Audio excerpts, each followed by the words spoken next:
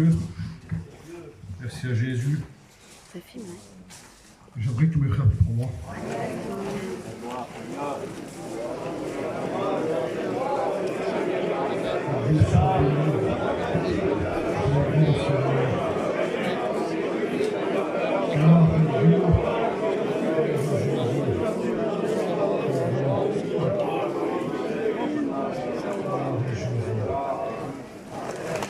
Voilà, merci à Dieu.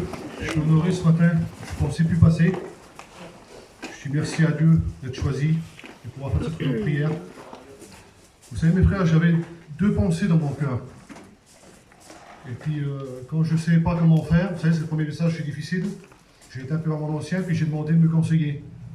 On a besoin de nos anciens. Et puis, j'aimerais vous parler de Pierre, un petit instant, un court instant de Pierre. Vous savez, Pierre, il était l'homme de la situation dans plein de domaines.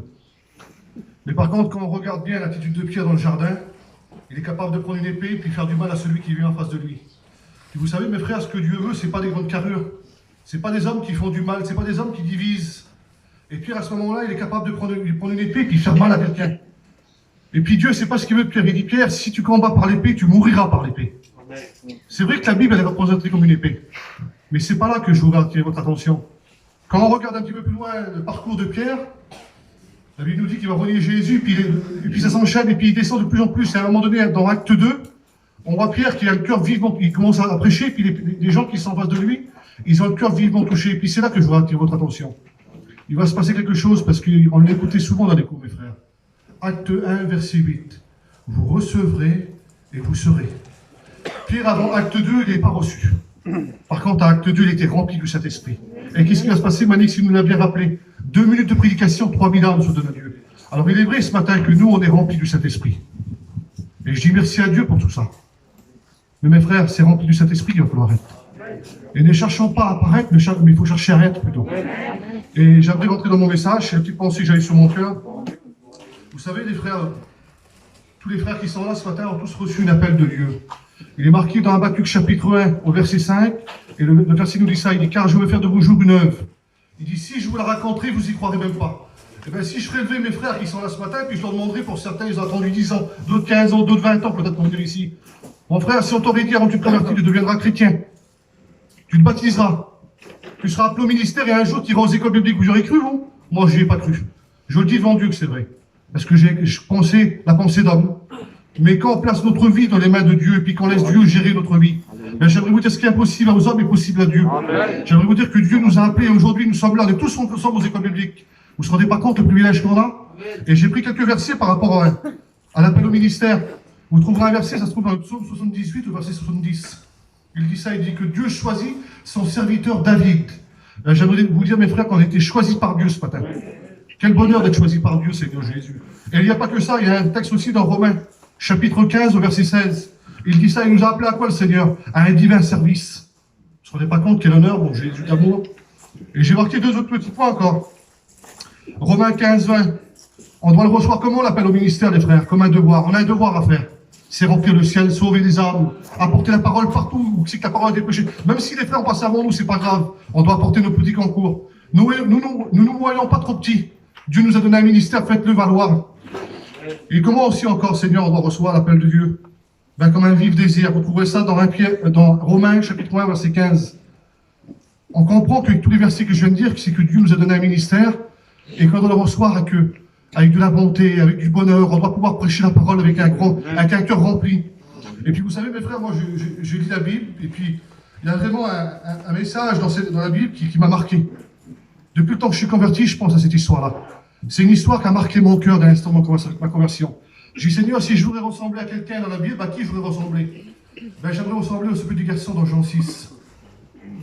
Ce jeune garçon qui n'a pas grand-chose, il a 5 pains et 2 poissons. Vous savez, mes frères, quand ce garçon il vient, il n'a pas grand-chose. Il ne pense pas à lui quand lui il vient. Parce que s'il pense à lui, il mange pour lui. Mais il pense aux autres. J'aimerais vous dire, mes frères, qu'on a appelé à penser aux autres. Pas qu'à nous. On a reçu un ministère pour donner aussi aux autres. Et ce garçon-là, il fait quoi? Lui, il le sait qu'en donnant Jésus les 5 pains et 2 poissons, Jésus a fait le miracle. Et puis vous savez, quand on donne tout ce qu'on a dans les mains de Jésus, même si j'ai pas grand-chose, moi, je vais compter sur Jésus. Parce que si je compte sur moi, je ne pourrai rien donner aux autres. Parce que moi, je suis un homme, et puis j'ai plein de défauts, puis j'ai plein de misère. Et j'aimerais vous dire que quand ma misère à moi, je la mets dans les mains de Jésus, Jésus la transforme et puis il la sort en bénédiction pour qu'on puisse partager aux autres ce qu'ils ont besoin. Et ce qu'ils ont besoin, c'est la parole de Dieu. Ben, j'aimerais vous dire, voilà, on a appris dans les cours ici que quand Jésus a fait la multiplication des pains, dans la Bible, c'est marqué qu'il va rester 12 paniers. Et j'ai dit, Seigneur, pourquoi 12 paniers? J'étais interpellé par rapport à ce verset-là. Ben, mes frères, 12 paniers, ça représente 12 heures au jour. Et le Saint-Esprit me faisait comprendre que là, tu manqueras pas de pain dans la journée. Du pain de la parole, tu en auras tout le temps. Et je dis pourquoi au jour alors? Ben, il y a aussi 12 encore dedans. Et tu en auras aussi tous les 12 mois de l'année. C'est-à-dire que tous les jours, tu n'en manqueras pas, mais non plus toute l'année, tu n'en manqueras pas non plus. Et je dis, Seigneur, ça va plus loin que ça? Oui, il dit, ça va plus loin que ça. Il y avait 12 apôtres, il dit, je leur ai donné chacun une corbeille, chacun un panier. Et c'est pour vous dire, ça me faisait comprendre que le Seigneur nous a donné des choses dans nos mains, mes frères. Ça va être à nous de les faire. Vous savez, il y a un verset, ça se trouve dans Jérémie, chapitre 29, verset 11. Il dit, car je connais les projets que j'ai formés sur vous, dit l'Éternel. Projets de paix et non de malheur, afin de vous donner un avenir et de l'espérance. Ben, j'aimerais vous dire, mes frères, notre avenir à nous, les chrétiens, les hommes de Dieu, c'est en Jésus qu'on l'a, c'est pas ailleurs qu'à part en Jésus. Et j'aimerais citer un dernier verset, ça se trouve dans Ecclésiaste, chapitre 11. Il dit ça, il va dire, jette ton pain à la surface des eaux. Les frères, la parole aujourd'hui, elle est à nous. Le verset, je ne l'ai pas compris dès le départ, mais jette ton pain. Ben, mes frères, la parole, ça nous appartient aujourd'hui. Parce qu'on appartient à Jésus, nous. Et il dit, avec le temps, tu le retrouveras. Et vous savez, mon frère, comme il dit ça, jette ton pain à la surface des eaux, on l'a compris dans la Bible. Que les eaux, c'est le monde. Amen. On l'a écouté dans les cours, ça.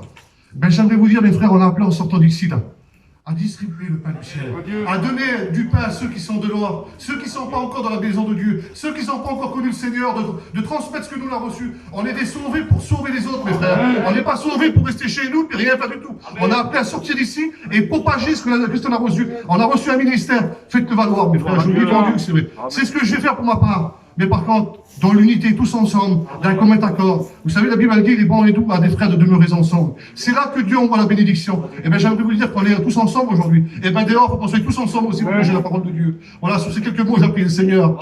Seigneur, tu es grand, tu es puissant, Jésus. Merci pour ta parole de ce matin, Seigneur Jésus. Merci parce que ta parole a béni mon cœur, Baron.